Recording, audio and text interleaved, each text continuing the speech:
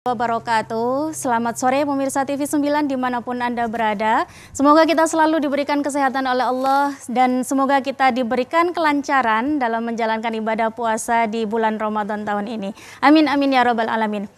Baik pemirsa, untuk sore hari ini kita akan membahas tentang penyebaran nilai-nilai aswaja via pendidikan. Pemirsa pasti tidak asing dengan aswaja atau ahlus sunnah wal jamaah. Akan tapi yang akan kita bahas sore hari ini adalah penyebaran nilai-nilai yang ada pada aswaja tersebut melalui pendidikan. Dan untuk sore hari ini pasti saya selalu ditemani oleh narasumber yang sangat luar biasa. Beliau adalah Ahmad Syauqil Adib, MPDI. Beliau adalah tim trainer pendidikan aswaja dan ke-NU-an PWLP Ma'arif Jawa Timur. Dan pasti untuk sore hari ini kita masih spesial bersama LDNU PWNU Jawa Timur. Baiklah, kita akan sapa bersama Bapak Ahmad Syauqil Adib MPDI. Assalamualaikum Bapak. Waalaikumsalam. Waalaikumsalam. Baik. Sehat Bapak? Harus sehat hari ini. Ya, alhamdulillah. Alhamdulillah sehat. Tadi kehujanan Bapak ya, proses mulai dari rumah sampai sekarang. Iya. Sampai di sini. Baik. Nggak lepas jas hujan. Iya. Sore hari Nikmat. ini ditemani sama hujan, kita Siap. mau bahas aswaja nih Ustaz. Siap. Bagaimana sih penyebaran nilai-nilai aswaja melalui pendidikan ini? Iya. Tapi sebelumnya nih Ustadz, sebenarnya apa sih Ustadz aswaja itu? Iya. Assalamualaikum warahmatullahi wabarakatuh. Waalaikumsalam warahmatullahi Pemirsa TV 9 yang dirahmati oleh Allah. Jadi membahas aswaja itu hampir semua segmen hari ini itu mengatakan kami aswaja. Iya, betul. Yang si A, si B, si C, si D itu semuanya aswaja. Sebenarnya aswaja itu apa? Jadi aswaja sendiri terminologinya kan satu golongan, satu gerakan atau bisa dikatakan satu manhaj. Di mana manhaj tersebut mengikuti penuh ajaran yang diajarkan oleh baginda Rasul Muhammad SAW bersama sahabatnya yang kemudian turun temurun sampai para tabi'ut tabi'in yang kemudian kita spesifikkan di An-Nahdiyah ini. Ketika ngomong tauhid ada Abu Hasan Al-Asy'ari, kemudian di tasawuf ada Al-Ghazali. Kira-kira itu kita semakin menyempit ke Nahdiyah. Meskipun banyak teman-teman yang semuanya juga mengatakan aswaja, tetapi hari ini kita semuanya ada di Nahdlatul Ulama. Jadi harus kita tekadkan bahwa aswaja yang sesungguhnya seperti tadi. Selain Rasulullah, sahabat, kemudian para tabi'ut tabi'in hingga pada Imam Ghazali, Abu Hasan Al-Asy'ari dan sebagainya. Seperti itu. Ya, tapi kayaknya sekarang ini sudah banyak yang mengklaim itu tadi Iya, Ustadz, ya. betul. Jadi banyak yang mengklaim bahwa saya ini loh aswaja gitu. Tapi sebenarnya benar nggak sih Ustadz, apa yang mereka klaim tersebut bahwa mereka aswaja itu benar-benar aswaja yang mereka ketahui ya Ustadz? Nggih, semuanya memang punya persepsi dan perspektif yang berbeda-beda ya. Tetapi bagi kami, bagi kita semuanya yang ada di An-Nahdiyah, maka ada memang beberapa hal yang harus kita ketahui bagaimana gerakan mereka. Iya. Sepanjang mereka sebagaimana yang saya katakan di awal, jadi mengikuti sunnah Rasulullah, sahabat, kemudian kalau bicara tasawuf, akhlak itu bisa mengikuti Al-Ghazali, di Tauhid Abu Hasan Al-Asy'ari. Kalau itu semuanya ada, ya maka memang mereka itu aswaja yang sesungguhnya seperti kita. Adapun kemudian satu dengan yang lain, saya paling aswaja dibanding yang lain gitu ya. Ya di mana sih ada kecap nomor 4. Iya. Gitu. Seperti itu Mbak. Jadi kecap semuanya nomor 1 Mbak. Iya. Tapi Ustadz, melihat fenomena seperti itu Ustadz, sebenarnya apa sih Ustadz tujuan dari aswaja itu sendiri Ustadz? Iya. Jadi sebagaimana yang saya katakan tadi, karena memang ajaran yang kita gunakan itu murni pure dari baginda Rasul. Hari ini kita tidak bertemu langsung dengan baginda Rasul. Tidak bertemu juga dengan para sahabat secara langsung. Sehingga harus ada semacam apa ya, gendelan gitu ya, pegangan yang erat. Oleh karena itu hari ini aswaja untuk memperkokoh, memperkuat, kemudian mempertahankan ajaran-ajaran tersebut. Tentunya melalui para ulama-ulama yang hari ini kita ikuti bersama. Gitu. Tujuan kita hanya kemudian memperkuat, mempertahankan nilai-nilai ajaran-ajaran yang sudah diajarkan oleh baginda Rasul, yang kemudian oleh sahabat, diteruskan oleh tabi'ut tabi'in hingga saat ini. Baik, berarti apa yang kita lakukan ini kalaupun kita melihat saya ini aswaja loh, nah itu harus tahu Ustadz ya, berarti dari manakah kita berpegang tersebut. Pentingnya sebuah sanad di situ, Mbak. Semuanya boleh mengatakan aswaja, tetapi kalau kita perhatikan sanadnya dari mana ini lurusnya. Nah, kalau di tengah jalan kemudian dia belok ya sudah selesai. Alhamdulillah di Nahdlatul Ulama itu sanadnya pasti mutawatir. Iya. Jadi Mbah Hasyim Asy'ari sampai kepada baginda Rasul itu mutawatir. Tidak ada menggoknya lah, Pak. Terus lurus itu. Iya. Iya. Tapi kan kita sebagai Nahdiyin ya Ustadz, kadang juga kamu kok ikut-ikutan aswaja sih gitu kan Ustadz. Kan gue nih yang aswaja, kenapa kamu ikut-ikutan? Kadang kan sama-sama mengklaim seperti itu Ustadz. Jadi tujuan yang sebenarnya memang kita harus tahu seperti apa sanadnya itu tadi Ustadz. Baik, kalau memang seperti itu Ustadz, jadi misalkan saya nih Ustadz, saya nggak tahu nih, saya belum belajar aswaja nih misalkan, tapi saya mengikuti orang tua saya yang sudah tahu aswaja, boleh nggak kayak gitu Ustadz? Iya, kata orang Islam sejak lahir itu ya. Iya, aswaja sejak lahir. Iya, aswaja sejak lahir. Jadi memang nilai-nilai aswaja ketika di dalam rumah sangat dipengaruhi oleh orang tua. Karena memang bayi lahir itu sebagaimana kain putih yang tidak ada tinta. Siapa yang mencoretnya ya orang tuanya. Nah, adapun kemudian orang tua itu mau menjadikan anak ini majusikah, aswaja yang versi A, versi B, versi C, ya orang tuanya. Tinggal bagaimana kemudian sang orang tua ini betul-betul memperhatikan pelajaran agamanya. Artinya bahwa yang kedua lingkungan juga berpengaruh, bisa mempengaruhi anak ini masuk di dalam aswaja yang mana ini. Tapi alhamdulillah saya pikir kalau kita di Jawa Timur ya, saya yakin 98% lah, 99% itu aswajanya aswaja sejak lahir dan nahdiyah. Iya, kayak saya ini Ustadz ya. Jadi saya sebenarnya juga mungkin masih ikut orang tua nih Ustadz. Kadang saya juga berpikir kenapa sih gitu. Jadi memang apa ya, ketika kita sudah mengetahui, bagus nih aswaja, kita ikut gitu. Jadi kayak semacam ikut-ikutan, boleh nggak kayak gitu Ustadz? Awalnya memang begitu. Semuanya memang kita ini taklid kan. Jadi mengikuti apa yang kita lihat, mengikuti apa yang kita alami. Kalau di keluarga dengan ayah, kalau di lingkungan itu dengan masyarakat, kalau di sekolah dengan bapak ibu guru. Tinggal memang tanggung jawab orang tua ini meletakkan di mana ini putra putrinya. Lah kalau sudah salah meletakkan di aswaja versi A, B, C dan yang lain ya sudah. Alamat nanti si anak tumbuh kembangnya aswajanya juga aswaja versi yang mereka pahami gitu loh. Oke, baik. Nih masuk nih ke tema nih Ustadz. Jadi aswaja via pendidikan. Bagaimana sih Ustadz aswaja di dalam pendidikan nih Ustadz? Nah, arahnya tadi yang sudah saya katakan bahwa di mana kemudian orang tua meletakkan dasar-dasar nilai-nilai, tentunya salah satu yang poin paling penting adalah di pendidikan.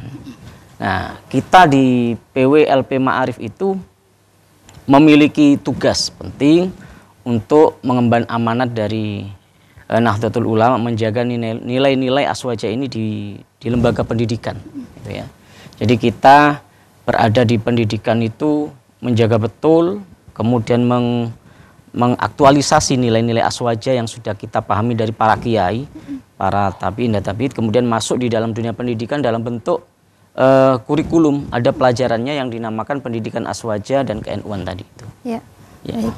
Itu khusus ya Ustadz, ada kurikulum yang membahas tentang aswaja dan ke-NU-an itu tadi. Betul. Jadi memang misalkan nih sekolah Nahdiyin, berarti itu wajib Ustadz ada kurikulum yang khusus aswaja dan ke-NU-an itu tadi.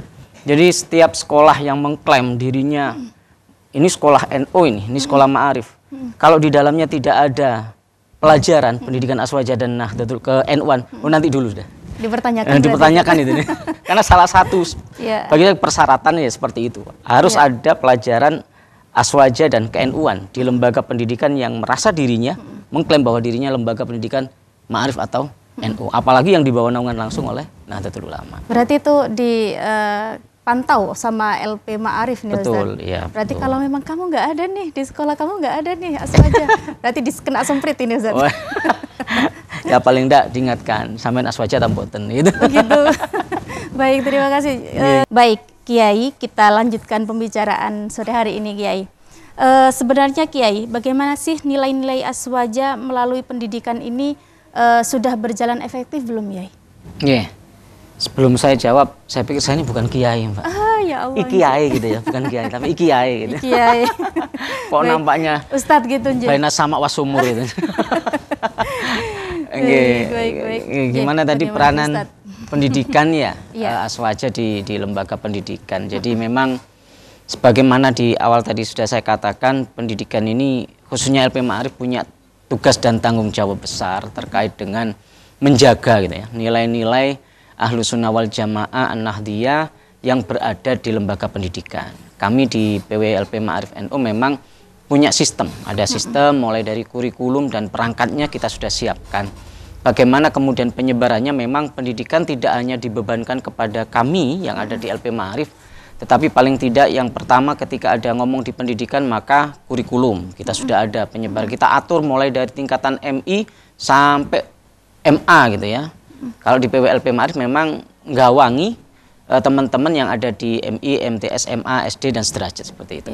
Kemudian yang kedua, bagaimana cara penyebarannya, ya tentunya kalau sudah ada kurikulum maka harus ada guru ya. Di pendidikan kami juga ada pendidikan pendidik guru khusus Aswaja yang juga kita latih. Jadi kita latih betul guru-guru Aswaja ini agar dalam menyampaikan nilai-nilai Aswaja itu tepat. Kadang juga tidak semua guru Aswaja kemudian mindset atau pola berpikirnya sama dengan yang kita inginkan. Gitu. Makanya harus ada pelatihan, dan diklat ini juga sudah kita lakukan, bahkan nanti di Syawal akhir itu kita akan mengadakan diklat untuk guru MTS SMP. Kemarin MI SD sudah, MTS SMP dan nanti akan berjenjang. Dan yang paling penting, nilai-nilai Aswaja ini akan lebih masif jika masyarakat juga ikut menjaga. Dan tentunya masyarakat di sini adalah masyarakat Nahdiyah ya. Melalui banyak media pengajian, kalau hari ini di Ramadan itu pasti jam-jam segini rame pengajian. Nah, ini bagaimana kemudian orang tua memposisikan anaknya ini, membiarkan anaknya ngabuburit, kehilangan momentum penanaman nilai-nilai Aswaja, atau justru diajak ini ke musola, ke masjid. Ini penerapan yang masif selain di pendidikan formal. Jadi di masyarakat juga, ya pesantren itu sudah tidak bisa kita bahas karena pesantren memang jelas di situ adalah lumbungnya bagaimana Aswaja An-Nahdiyah ini ditanamkan oleh para kiai. Seperti itu. Baik, berarti memang berbicara tentang pendidiknya nih Ustadz. Berarti dari mulai pendidik itu juga sudah dididik ya Ustadz ya, supaya bisa mendidik dengan baik. Betul, iya. Baik. Terus ini Ustadz, mulai dari madrasah tadi saya dengar ada pesantren juga nih Ustadz. Berarti bagaimana nih Ustadz penyebarannya nilai-nilai Aswaja ini di madrasah maupun di pesantren? Apakah itu sama Ustadz? Kalau di pendidikan formal, karena kita Aswaja dan KNU-an itu bagian dari kurikulum nasional yang tentunya punya sistemnya. Jadi kita mengikuti alur kebijakan pemerintah. Bagaimana pola kurikulum yang diterapkan. Khususnya hari ini ada kurikulum Merdeka ya. Aswaja dan KNU-an ngikut dengan pola itu, tentunya tidak merubah konten, bahkan kita memperdalamnya. Tetapi kalau di pesantren, murni pesantren ini memang bukan ranah kami yang ada di PWLP Ma'arif. Tetapi kalau sekilas kita lihat, kita tidak sanksi dengan penanaman nilai-nilai Aswaja yang ada di pesantren. Gitu. Seperti berarti itu. Memang sebenarnya nih Ustadz, sejalur ya Ustadz ya, antara yang di madrasah dengan yang di pesantren. Hanya mungkin polanya kalau di pesantren lebih banyak kepada pemahaman kitab kuning gitu kan. Kalau di lembaga pendidikan ini kitab putih yang ada hitam-hitamnya gitu kan. Dari jalur yang berbeda tapi tujuannya sama ya Ustadz. Sebenarnya kontennya juga sama, tapi itu tadi satunya berbahasa Arab, satunya bahasa Indonesia. Yang penting nanti tujuannya untuk pengetahuan Aswaja ini bisa diresapi oleh semua santri dan siswa itu tadi ya Ustadz. Akan tapi nanti misalkan nih Ustadz, di pesantren banyak nih yang mungkin menyalahartikan tentang Aswaja ini. Bagaimana nanti jika ada yang seperti itu nih Ustadz? Tentunya kembali lagi bahwa peranan kalau seperti itu maka peranan guru ya. Peranan mursyid, peranan pengasuh itu sangat penting. Bagaimana para kiai, para ustadz itu memberikan makna Aswaja itu. Kalau sudah pemberian makna Aswaja yang kemudian tidak sama dengan yang sudah kita sepakati, maka ya jelas, apalagi hari ini di luar media begitu banyak yang mencoba untuk memprovokasi gitu ya. Banyak faham tadi yang saya katakan, si A, si B, si C itu mengaku semuanya aswaja. Nah, kalau berangkatnya misalkan di pesantren pemahaman aswaja yang keliru, didukung dengan media yang diterima juga keliru, ya sudah fatal akibatnya. Tetapi kalau sudah di pesantren itu sudah benar sesuai dengan terminologi yang kita maksud, pemahamannya juga benar, insya Allah sesadis apapun ya media yang berkembang hari ini, dia akan tetap tangguh gitu, sebagai santri yang berahlus sunnah wal jamaah an-nahdiyah. Kalau tadi disebutkan ada yang berbelok nih Ustaz, treatment apa yang dilakukan oleh LP Ma'arif sendiri Ustaz? Kalau di lembaga pendidikan formal ya, itu di masing-masing pendidikan banyak metodologi, banyak teknik. Seperti contoh ada pembiasaan ini, pembiasaan satu minggu sekali misalkan ada istighosah, ada pembiasaan sholat duha, ada pembiasaan Jumat berkah dan yang sebagainya. Itu bagian-bagian dari treatment.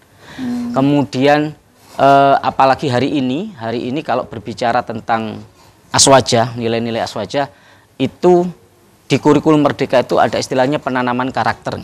Kalau di Kemendikbudristek kita kenal dengan profil pelajar Pancasila karakternya, kemudian di Kemenak itu ada profil pelajar rahmatan lil alamin. Ternyata kontennya Mbak, konten yang ada di pelajar profil Pancasila dan profil pelajar rahmatan lil alamin itu 100% itu nilai-nilai aswaja an-nahdiyah ada. Nah, ini kan sebenarnya sudah enak ini, kita ini sudah enak, tinggal kemudian bagaimana pemahaman guru sekarang. Kalau sudah pemahaman gurunya keliru, ya menerjemahkan yang sudah ada itu akan keliru gitu kan. Makanya kami di PWLP Ma'arif NU ini sampai hari ini terus melakukan pendampingan kepada madrasah-madrasah terkait dengan ini dengan cara masif. Jangan sampai memberikan pemahaman aswaja itu keliru. Kalau itu sudah dilakukan karakter tadi ya akan terbiasa. Anak tanpa disengaja itu akan membiasakan sampai menjadi sebuah nilai karakter dan pembiasaan nilai-nilai Ahlus Sunnah wal Jamaah, khususnya di an-nahdiyah ini. Baik, berarti mengadakan istighosah, mengadakan kajian-kajian keaswajaan, itu juga merupakan salah satu cara penanaman nilai itu tadi ya Ustaz. Sejak dini mungkin ya Ustaz, kadang memang di sekolah dasar, di madrasah ibtidaiyah itu sudah diajak untuk melakukan istighosah bersama, berdoa bersama, berarti itu salah satu nilai yang terkandung di dalam aswaja itu tadi ya Ustaz. Harus dilakukan. Baik. Kita lanjutkan pembicaraan kita bersama Ustadz Ahmad Syauqil Adib MPDI dengan tema penyebaran nilai-nilai aswaja via pendidikan. Baik Ustadz, segala sesuatu ketika kita melakukan sesuatu nih Ustadz pasti banyak tantangannya. Tapi untuk penyebaran nilai-nilai aswaja ini apa saja sih Ustadz tantangannya? Kalau berbicara tantangan itu kan memang hampir setiap saat ya kita itu dari jam, dari menit, dari jam, dari hari itu terus ada tantangan, khususnya di Ahlus Sunnah wal Jamaah ini penyebarannya begitu. Tetapi dari sekian banyak tantangan yang kalau di pendidikan formal itu yang paling bagi saya mungkin menyedihkan hari ini tuh melalui media digital Mbak. Baik. Jadi misalkan sekarang anak kelas berapa sih yang tidak kenal dengan YouTube? Betul. Ya. Kemarin ketika COVID sebenarnya ada nilai positifnya, tetapi di situ kelemahan orang tua akhirnya ya loss anak. Nah, ketika ngomong YouTube sekarang informasi apa yang tidak bisa kita akses, termasuk pemaknaan aswaja, penanaman nilai-nilai aswaja yang tidak sesuai dengan kita. Ya, kalau pas yang dilihat itu, misalkan TV 9 Nusantara atau yang jelas seperti Gus Bah atau yang lain, itu akan selamat.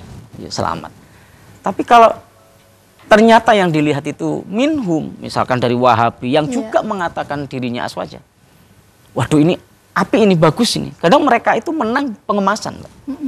Nah, jadi tantangan yang paling berat hari ini memang menangkal radikalisme dari media itu. Nah, ini butuh kemudian terus pendampingan. Anak memang tidak boleh gaptek, tapi harus bijak dan tepat menggunakan gaptek. Harus bisa menyaring gitu. Bisa menyaring, sehingga di pendidikan formal pun kami di Ma'arif itu mendorong agar guru-guru itu juga tidak gaptek. Jadi mulai pembelajarannya ya harus main media. Tidak kemudian bahasa kita mengajar dengan klasik gitu ya. Buka buku ini, halaman ini, kerja sudah. Enggak, sekarang sudah enggak zaman. Bagaimana memanfaatkan media seperti YouTube, seperti apa itu untuk menanamkan nilai-nilai aswaja untuk mengcounter media-media lain yang masuk. Itu tantangan kita yang paling berat sebenarnya hari ini. Termasuk juga yang kedua lingkungan. Tetapi insya Allah lah kalau Jawa Timur ini masih bisa kita pastikan itu aman-aman saja. Baik. Iya, ya enggak. Dari tantangan tersebut nih Ustadz, bagaimana cara mengatasinya nih Ustadz? Kiat-kiat seperti apa yang dilakukan? Iya. Kalau sekali lagi kalau di PM Ma'arif tadi, jadi kita mengadakan diklat bagi guru itu, yang di dalamnya termasuk penggunaan media. Ya, kita kenalkan media-media aswaja yang An-Nahdiyah. Ada media digital itu NU Kids. Yeah. Nah, anak-anak ini kan enggak tahu. Tetapi begitu kita beritahu, kemudian guru menggunakan itu senang ternyata anak itu. Kemudian ada channel-channel seperti TV9 Nusantara. Ketika mengajarkan materi, dari mana dia mengambil sumbernya, ya itu juga kita beritahukan kepada pendidik. Ini janganlah, ini sudah berbau Wahabi, WHC dan sebagainya itu. Jangan ini sudah si A, si C, si B, si D dan sebagainya. Tetapi ini, nah itu yang pertama. Kemudian yang kedua tentunya tadi dengan cara pembiasaan. Makanya tadi sempat saya katakan nilai-nilai aswaja itu hari ini sudah masuk di dalam pendidikan karakter. Baik di Kemendikbud maupun di Kemenak. Tinggal bagaimana seorang guru, khususnya guru yang ada di Nahdlatul Ulama itu memahami betul bagaimana menggunakan nilai-nilai karakter itu dalam pembiasaan sehari-hari pelajaran. Baik, baik nih Ustadz, sudah ada penanya yang masuk di WA kami nih Ustadz. Ini dari Marita Singosari Ustadz. Ustadz, nilai-nilai aswaja apakah sih yang semestinya diimplementasikan dalam kehidupan sehari-hari? Monggo Ustadz. Laqad kana fi Rasulillah uswatun hasanah itu ya. Jadi Rasulullah itu kan di dalam dirinya itu sudah merupakan contoh suri tauladan mulai bangun tidur sampai mau tidur. Ya memang tadi kita tidak hidup bersama beliau. Tetapi kita bisa belajar tentang beliau dari sahabatnya. Kita tidak hidup dari sahabatnya, dari tabi'in sampai hari ini kepada guru-guru kita. Nilai-nilai aswaja apa? Hampir setiap segmen kehidupan itu memiliki nilai-nilai aswaja. Bagaimana wudhu yang benar, bagaimana berdoa yang benar, bagaimana berjabat tangan yang benar. Hari ini masih sering kita lihat ada anak atau itu jabat tangan salim itu ya. Itu kan masa pada yang sebenarnya, Mbak. Masa gini. Iya. Kadang di pipi kan, di batuk ini piye dulu sanatnya tadi itu dari mana gitu. Padahal di kitab-kitab rujukan marojik kita tidak seperti itu. Takut hidungnya makin pesek kayaknya Ustaz. Itu contoh kecil yang nilai-nilai aswaja yang harus kita tanamkan sejak dini yang betul kita. Jadi lembaga itu kebetulan saya juga ngajar di lembaga pendidikannya. Ketika jabat tangan dengan santri di MI itu, kalau sudah sampai cium yang pipi, emang Pak Guru ini apa kok tahu di pipi ini yang benar gitu kan? Yeah. Jadi kita berikan tauladan dan yang benar. Kemudian kalau mau masuk masjid, hal yang kecil yang sepele, ya, termasuk menyapa, gitu kan. Menyapa dengan tidak pada tempatnya. Sekarang ini sering menyapa temannya dengan lakop-lakop atau apa ya, gelar-gelar yang tidak semestinya. Yeah. Nah, di situ kita bisa berikan kemudian nilai-nilai aswaja. Oh, kalau begitu Rasulullah dulu memanggil itu dengan yang hormat. Para ulama dulu kalau berjalan itu seperti itu nilai-nilai kecil aja. Ini mulai dasar harus kita tanamkan seperti itu. Baik. Ini ada pertanyaan selanjutnya nih Ustadz dari Arifin Lamongan. Ajaran aswaja meliputi bidang apa saja sih Ustadz? Yeah. Bidang ajar aswaja itu tadi mulai dari bangun tidur sampai menjelang tidur. Sampai tidur lagi. Tauhid ada, syariah ada, kemudian akhlak ada. Jadi kalau ngomong akhlak, ngomong tasawuf, ada Imam Ghazali. Kalau ngomong fikih, ngomong bagaimana tata cara sholat, bagaimana berzakat, bagaimana berpuasa, kita punya ajaran Madzhabul Arba'ah, Imam Maliki, Imam Syafi'i, Imam Hambali, dan Imam Hanafi. bagaimana ketauhidan kita, hubungan kita dengan Allah, hubungan kita dengan manusia, ada Abu Hasan Al-Asy'ari. Yang semuanya itu hari ini sudah diterjemahkan kepada kitab-kitab yang mutabarat, yang juga jadi rujukan maroji kita semuanya di Nahdlatul Ulama. Sehingga kalau itu kita kaji, sebenarnya mulai bangun tidur sampai menjelang tidur itu semuanya sudah ada. Baik, berarti sudah ada nilai-nilai aswaja di situ. Semuanya komplit, ya. Bidang apapun ada, sampai politik pun itu ya ada aswaja. Baik, berarti aswaja ini sudah melingkupi semua aspek. Iya, jadi bagaimana kita harus bisa mengimplementasikan aja dalam kehidupan sehari-hari, Ustaz. Baik, kalau misalkan nih Ustaz, dari tantangan tadi, kita tidak bisa melihat tantangan tersebut, Ustaz. Ternyata, ini ternyata tantangan loh. Tapi kita nggak bisa menyikapinya. Bagaimana nih Ustaz? Kalau ini memang ketika ngomong kalau si anak atau sudah remaja atau dewasa ya, kadang kalau sudah pendidikan dari awalnya itu bahasa saya kelirumologi gitu, memberikan hal yang keliru, maka ketika besar juga akan terus keliru. Jadi memang penanamannya dari awal itu pripun anak ini. Kalau sudah benar disetting di lingkungan yang benar, diajar oleh guru-guru yang benar, kemudian ditempa di dunia pendidikan yang benar. Insya Allah ketika dewasa, ketika remaja, meskipun dilepas, dia sudah punya benteng yang kokoh. Makanya hari ini madrasah itu, saya pikir satu-satunya penyelamat akhlak lah kira-kira. Pesantren juga. Nah kalau itu sudah benar tempatnya, benar ustadznya, benar lingkungannya, maka bisa dipastikan ke depannya juga benar. Oleh karena itu tujuan aswaja masuk di dunia pendidikan itu kan untuk menyelamatkan generasi kita ini pripun ke depannya, yang kata ada generasi emas. Kalau generasi emasnya itu tidak bisa jadi emas malah jadi tembaga, kan rugi kita.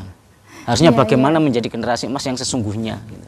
Oleh karena itu dididiklah mulai hari-hari ini, saat-saat ini, dengan penanaman nilai-nilai aswaja yang benar. Pemupukannya itu harus benar ya Ustaz? Betul, seperti itu. Baik, dari mulai pemupukan ya Ustaz, dari mulai kecil sampai dewasa ya Ustaz, kita sudah lurus terus, itu mulai dari pendidikan. Iya. Berarti awalnya memang dari pendidikan. Memang benar berarti penyebaran nilai-nilai aswaja ini dari pendidikan itu tadi ya Ustaz. Kembali lagi nih Ustaz, dari perbincangan kita nih Ustaz, dari awal tadi, apa sih Ustadz yang ingin dicapai dari menyebarkan nilai-nilai aswaja ini via pendidikan Ustadz? Iya, jadi sebenarnya tadi sudah saya katakan gimana. Jadi bagaimana upaya kita kemudian goalnya itu, yang pertama memang menjaga marwah aswaja itu sendiri. Baik. Dari ajarannya Rasulullah, para sahabat, ini harus kita pertahankan, kita syiarkan, kita tanamkan kepada generasi-generasi yang lain. Kemudian yang kedua, ketika kita ngomong pendidikan, maka yang pertama endingnya adalah bagaimana akhlak, ya, moral, karakter anak-anak ini bisa selamat. Innama bu'itsu liutammima makarimal akhlak. Memang akhlak yang utama, dan di aswaja itu juga sangat amat penting gitu ya. Bagaimana akhlak itu harus dijaga, itu yang pertama ketika ngomong di dunia pendidikan. Yang kedua, ini untuk menyelamatkan akidah. Dari sekian banyak tadi tantangan yang saya sebutkan, dari media, dari lingkungan macam-macam, bagaimana kemudian anak-anak di lembaga ini tidak mudah tergoyahkan akidahnya oleh ajaran, oleh akidah aliran yang lain. Oleh karena itu, kemudian kalau sudah akhlaknya terjamin, akidahnya terselamatkan, maka insya Allah selamatnya itu tidak hanya di dunia. Jadi selamat di dunia iya, di akhirat lebih-lebih. Dan ini juga tanggung jawab kita bersama. Tidak kemudian seperti bola kemudian kita lepas begitu saja. Maka tanggung jawab kita sebenarnya di dunia pendidikan ya guru utamanya. Hal ini tidak hanya guru aswaja sebenarnya. Guru apapun, khususnya yang guru itu mengabdi di lembaga pendidikan ma'arif, atau guru yang mengabdi di lembaga pendidikan yang berafiliasi dengan NU. Karena memang lembaga pendidikan itu ada beberapa tipe, yang semuanya juga NU. Ada yang lembaga pendidikan itu memang murni NU, memang dikelola oleh NU, oleh organisasi. Ada lembaga pendidikan yang dikelola oleh masyarakat, tetapi itu juga warga Nahdliyin. Ya, kemudian ada juga lembaga pendidikan yang yayasannya sendiri tetapi berafiliasi dengan NU. Artinya kalau kita total Mbak, dunia pendidikan di Jawa Timur saja itu hampir 95% lembaga pendidikan di Jawa Timur itu semuanya milik NU. Berafiliasi dengan Nahdliyin. Nah ini segitu banyaknya siswa. Kan bukan hanya tanggung jawabnya guru aswaja. Iya. Sedangkan aswaja itu kalau di sekolahan hanya kelas 4, 5, 6. Iya. Dan itu pun dengan waktu yang terbatas. Betul, ada yang 1 jam pelajaran. Kalau itu tidak jamin selamat. Ya. Makanya tadi treatmentnya ya harus ada pembiasaan. Kemudian harus ditopang dengan lingkungan yang betul. Maka untuk mencapai goal tadi itu bagaimana selamat akhlaknya, bagaimana selamat akidahnya, seluruh komponen di lembaga pendidikan itu ikut bertanggung jawab. Guru matematika bertanggung jawab dengan matematikanya bagaimana caranya anak itu menghitung dengan benar, tidak korupsi, dengan ekonomi misalkan. Bagaimana guru bahasa itu membiasakan pola didik anak-anak berbahasa yang sopan dan santun, tidak kemudian ngowai adat itu ya, masih dalam akhlak kita. Atau guru-guru yang lain, bagaimana IPA, kemudian belajar IPA tetapi tetap dalam frame-nya Ahlussunnah wal Jamaah, itu kan ada semuanya. Sehingga sekali lagi bahwa tanggung jawab kita itu bukan hanya pada penanaman nilai-nilai aswaja, bukan hanya pada guru aswaja, tetapi guru yang lain juga ya. Kalau itu sudah kerjasama bareng, maka tujuan tadi itu menyelamatkan akhlak dan menyelamatkan akidahnya anak-anak ini, insya Allah bisa terwujud. Baik, nggak terasa nih Ustadz, sudah di akhir segmen. Ustadz bisa memberikan kesimpulan dari pembahasan kita tentang penyebaran nilai-nilai aswaja via pendidikan ini, Ustadz. Monggo. Jadi para pemirsa yang dirahmati oleh Allah, bahwa hari ini tantangan kita Ahlussunnah wal Jamaah Nahdliyah ini cukup banyak gitu ya. Oleh karena itu monggo kita sama-sama memperkuat mulai dari lingkungan keluarga, khususnya lingkungan pendidikan. Kita juga amanatkan kepada teman-teman yang berada di lembaga pendidikan, baik itu madrasah ataupun sekolah, khususnya yang berafiliasi di Nahdlatul Ulama, mohon untuk kemudian semakin memperkuat nilai-nilai ajaran Ahlussunnah wal Jamaah dengan mengikuti kaidah-kaidah atau aturan-aturan atau memang yang sudah ditetapkan oleh kita di organisasi. Sehingga harapan kita, anak-anak kita ketika nanti dikatakan sebagai generasi emas, maka emasnya 24 karat aswajanya. Amin, begitu. Amin ya rabbal alamin. Baik, terima kasih Ustadz. Sangat menarik sekali nih Ustadz. Baik, tak terasa nih pemirsa, kita sudah di penghujung acara. Bagi pemirsa yang ingin melakukan buka bersama dengan menghadirkan tausiah dari Kiai dan diliput oleh tim TV9, bisa menghubungi kami di nomor 0821 31744 321. Dan jangan lupa saksikan program spesial Ramadan lainnya hanya di TV9 Nusantara. Saya Lisfi mohon pamit undur diri dan wassalamualaikum warahmatullahi wabarakatuh.